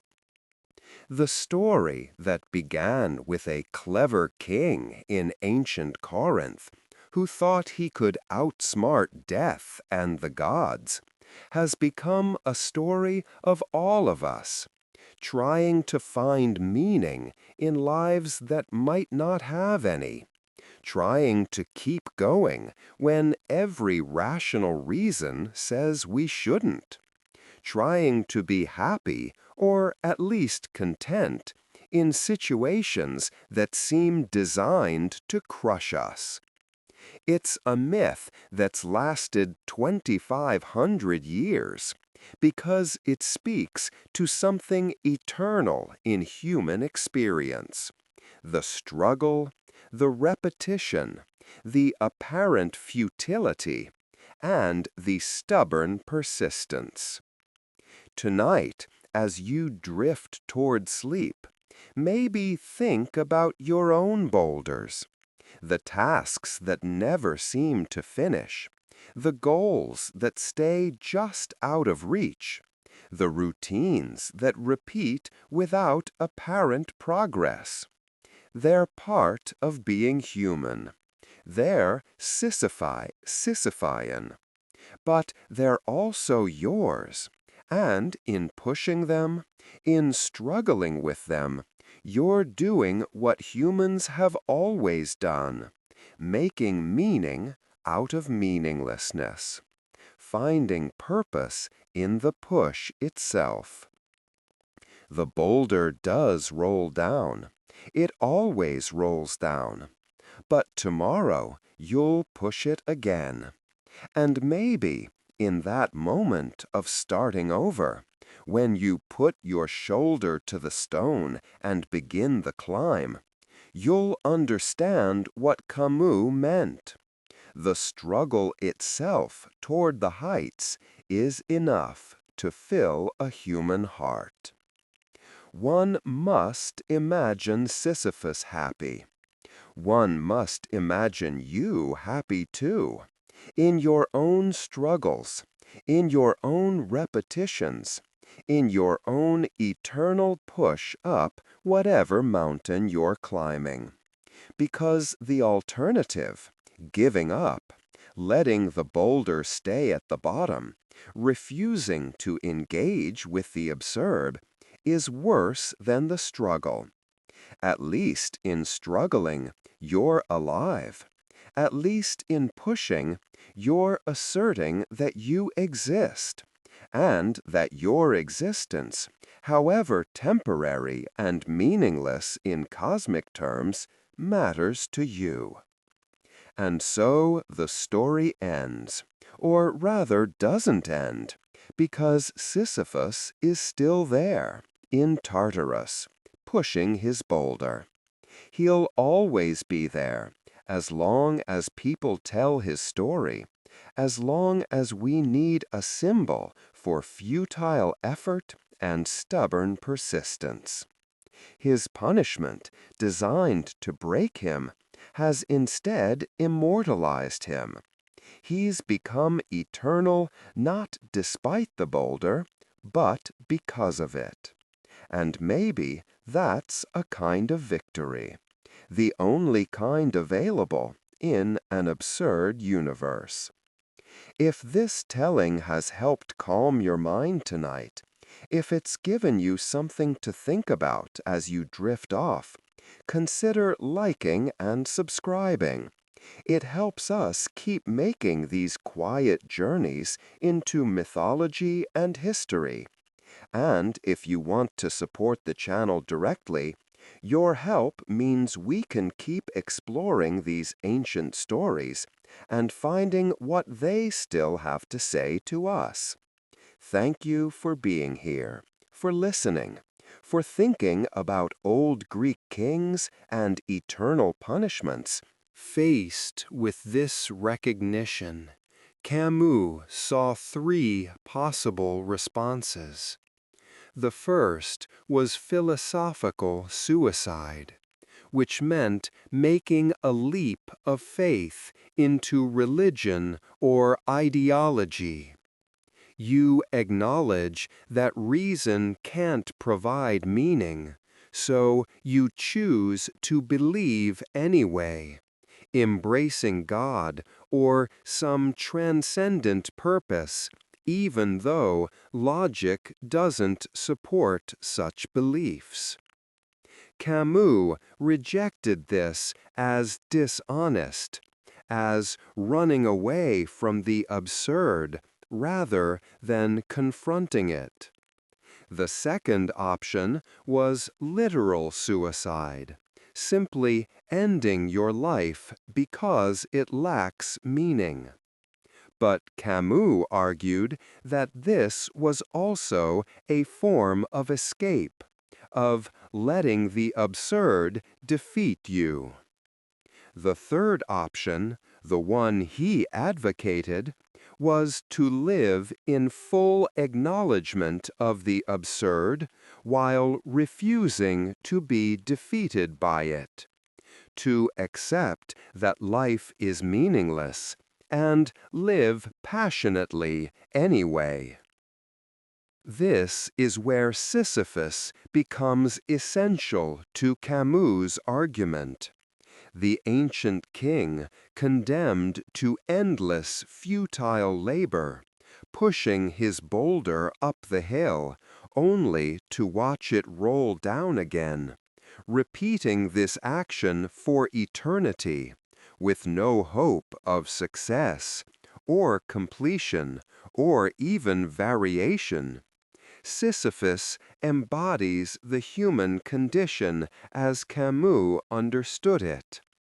We all have our boulders.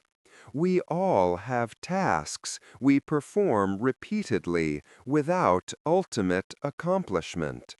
We all struggle toward goals that, even when reached, don't provide lasting satisfaction. We all face the eternal recurrence of the same problems, the same challenges, the same need to start over again and again. Life is Sisyphean. The question is how we respond to that reality. Camus imagined Sisyphus in that moment when the boulder has rolled back down, and he's walking down the hill after it. This descent, this pause in the labor, is when Sisyphus becomes fully conscious of his situation. He knows the boulder will roll back. Faced with this recognition, Camus saw three possible responses. The first was philosophical suicide, which meant making a leap of faith into religion or ideology. You acknowledge that reason can't provide meaning, so you choose to believe anyway, embracing God or some transcendent purpose, even though logic doesn't support such beliefs. Camus rejected this as dishonest, as running away from the absurd rather than confronting it. The second option was literal suicide, simply ending your life because it lacks meaning. But Camus argued that this was also a form of escape, of letting the absurd defeat you. The third option, the one he advocated, was to live in full acknowledgement of the absurd, while refusing to be defeated by it. To accept that life is meaningless, and live passionately anyway. This is where Sisyphus becomes essential to Camus' argument. The ancient king condemned to endless futile labor, pushing his boulder up the hill only to watch it roll down again, repeating this action for eternity with no hope of success or completion, or even variation. Sisyphus embodies the human condition as Camus understood it. We all have our boulders. We all have tasks we perform repeatedly, without ultimate accomplishment. We all struggle toward goals that, even when reached, don't provide lasting satisfaction. We all face the eternal recurrence of the same problems, the same challenges, the same need to start over again and again. Life is Sisyphean. The question is how we respond to that reality. Camus imagined Sisyphus in that moment when the boulder has rolled back down, and he's walking down the hill after it. This descent, this pause in the labor, is when Sisyphus becomes fully conscious of his situation. He knows the boulder will roll back. He knows he'll have to push it again. He knows this will go on forever. There's no illusion, no false hope. He sees his fate with perfect clarity. And in that clarity, Camus suggests, Sisyphus achieves a kind of freedom. He's not deceived. He's not waiting for rescue. He's not hoping the gods will relent. He knows the score completely. And knowing it, he can approach his task not with despair, but with scorn for the gods who imposed it, with defiance against the absurdity of his situation, with determination to keep pushing, not because he thinks the boulder will stay at the top, but because he refuses to be broken. Camus wrote that the struggle itself toward the heights is enough to fill a man's heart. One must imagine Sisyphus happy. This conclusion, these final lines of the essay, have inspired and puzzled readers for decades. How can Sisyphus be happy? His situation is the definition of misery. But Camus isn't suggesting conventional happiness, contentment, or peace. He's suggesting something more defiant, more existential. Sisyphus is or can be imagined as happy because he has found meaning in the meaningless, because he has chosen to continue despite futility, because the struggle itself has become his purpose, even though it accomplishes nothing. This philosophy resonated deeply with people living through the horrors of World War II and the Cold War that followed. If meaning could be found even in Sisyphus's situation, then maybe people facing their own absurd circumstances, whether war, oppression, poverty, or just the daily grind of modern existence, could also find reasons to persist. The essay became foundational to existentialism and absurdism, philosophies that tried to navigate existence in a world without inherent meaning.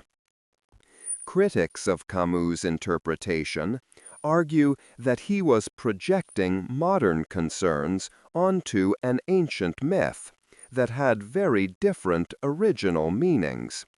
The Greeks didn't see Sisyphus's punishment as an opportunity for existential growth. They saw it as horror, as the worst possible fate, worse than death, worse than torture. To them, eternal pointless labor was pure torment, and trying to find happiness or meaning in it would have seemed perverse. Sisyphus's punishment was meant to break him, to demonstrate divine power, to warn others against hubris. It wasn't meant to be uplifting. But Camus wasn't trying to be archaeologically faithful to ancient Greek thought.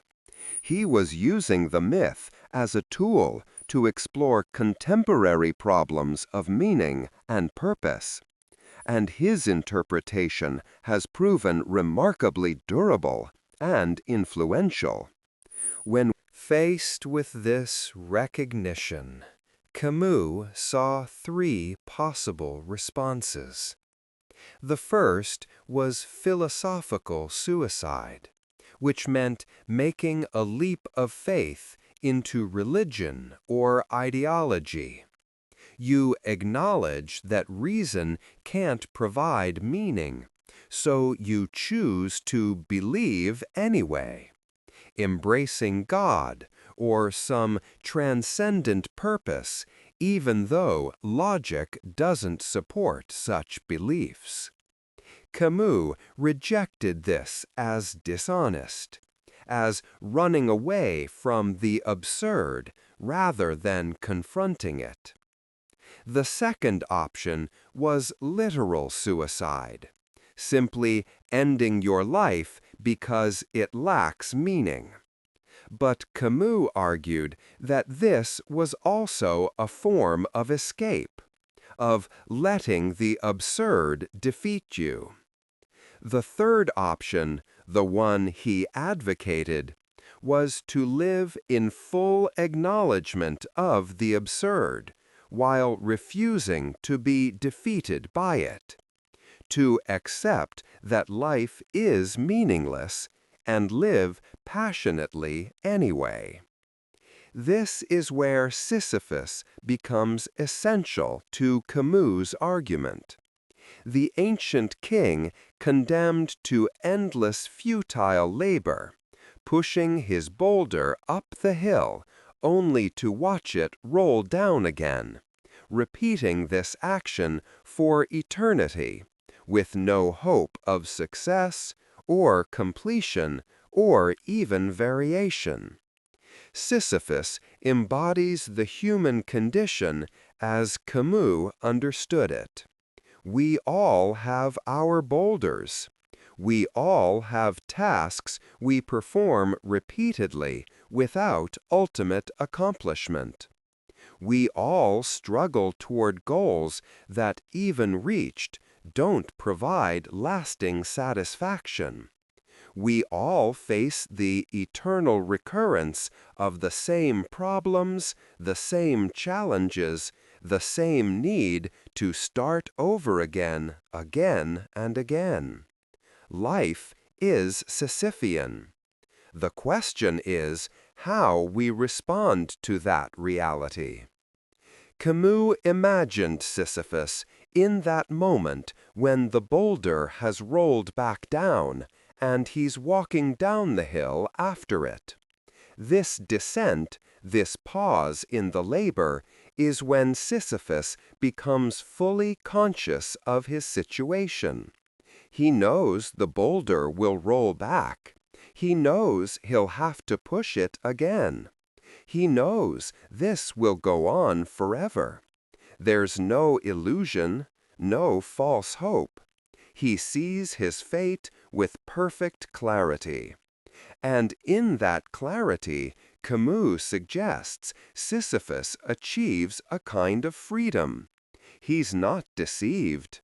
He's not waiting for rescue. He's not hoping the gods will relent. He knows the score completely. And knowing it, he can approach his task not with despair, but with scorn for the gods who imposed it, with defiance against the absurdity of his situation, with determination to keep pushing, not because he thinks the boulder will stay at the top, but because he refuses to be broken.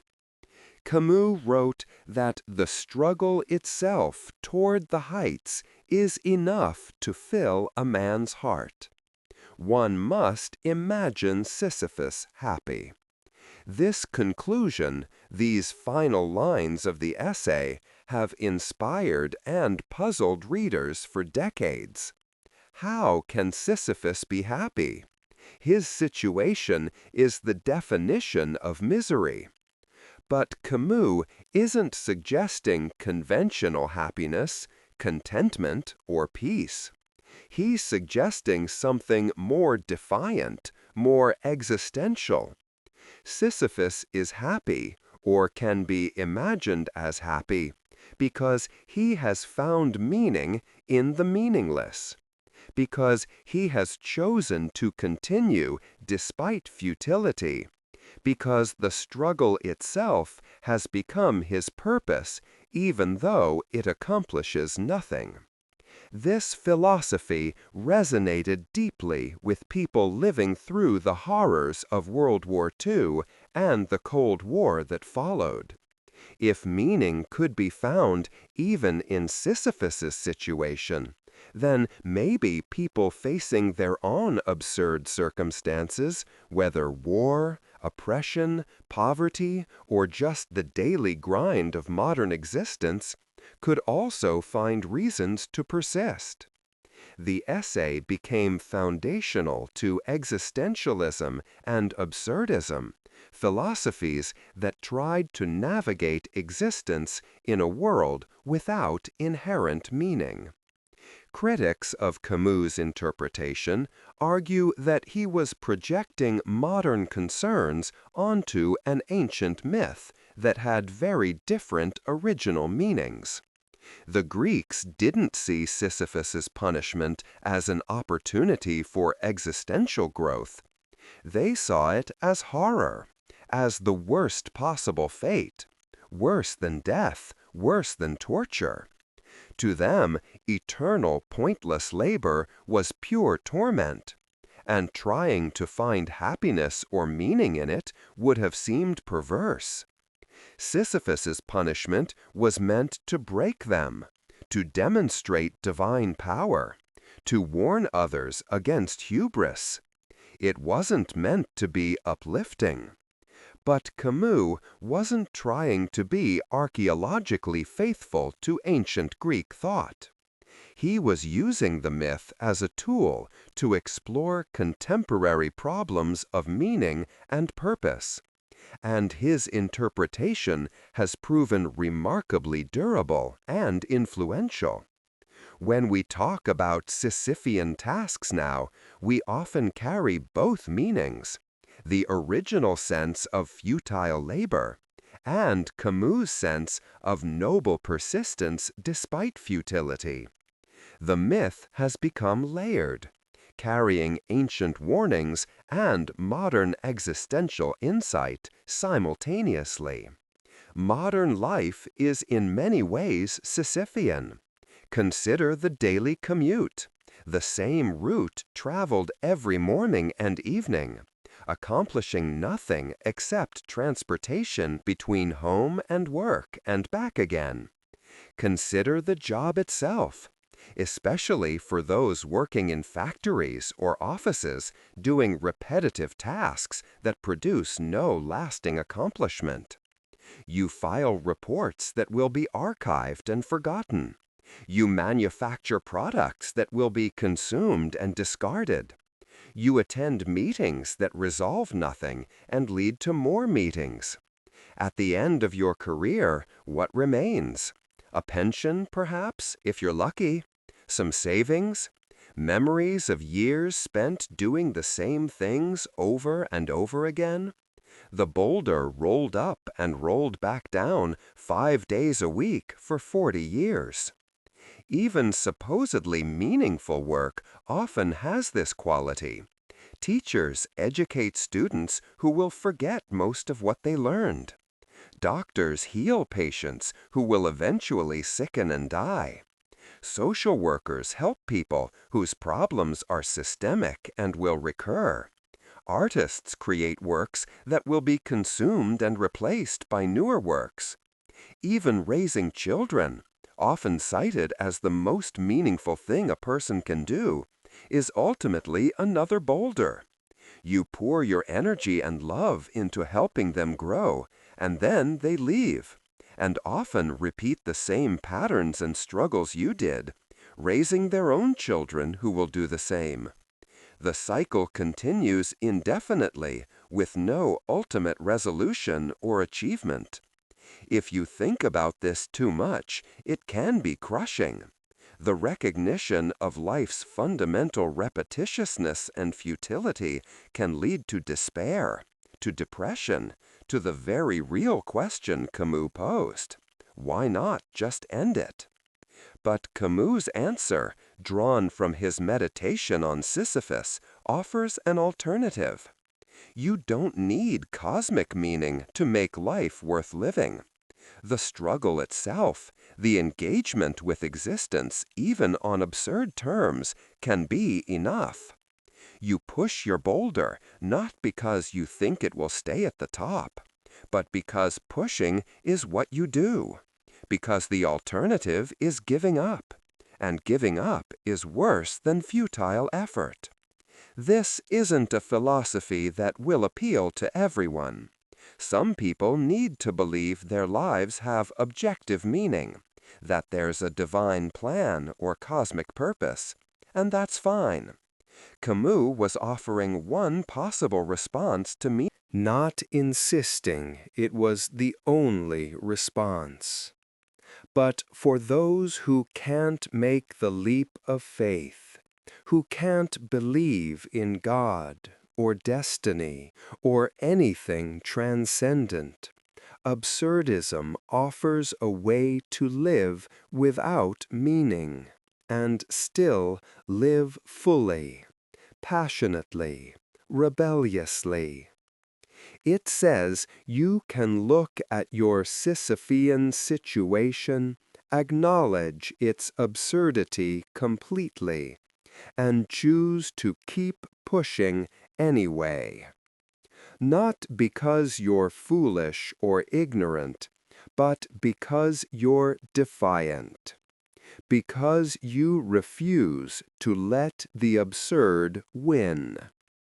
The story of Sisyphus that began nearly 3,000 years ago in ancient Greece has become a story of us, about how we find purpose in purposelessness, how we persist when persistence seems irrational, how we make meaning in a universe that offers none. The boulder still rolls down. It always rolls down. But we push it back up, again and again, because that's what humans do. We struggle. We persist. We continue. And maybe, just maybe, there's something worthwhile in the struggle itself, something that justifies the effort, even when the effort accomplishes nothing permanent. So tonight, as you drift toward sleep, think about your own boulders, the tasks that never finish, the problems that recur, the goals that stay just out of reach. They're frustrating, exhausting, sometimes maddening, but they're also yours.